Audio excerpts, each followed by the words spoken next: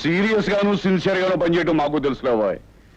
నువ్వు ఉంటున్న ఊరికే కొత్తగా వచ్చిన స్నేహితుడిగా రిసీవ్ చేసుకోవచ్చుగా. ఇది ఎస్పీ బ్రహ్మనాయుడు గది, నీ స్నేహితుడి గది కాదు.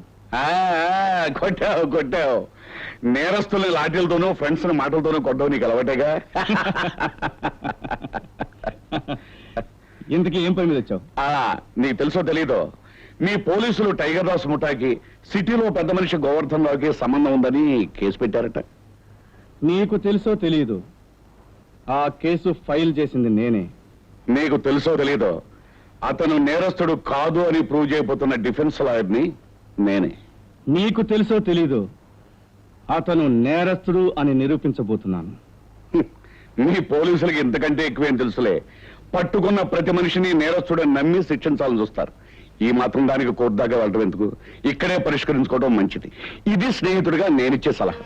మిస్టర్ శివరాం, నీతికి న్యాయానికి ధర్మానికి యువతల వైపునున్న నన్ను అవతల వైపుకు లాగడానికి ప్రయత్నించకు. Let's meet in the court. Okay?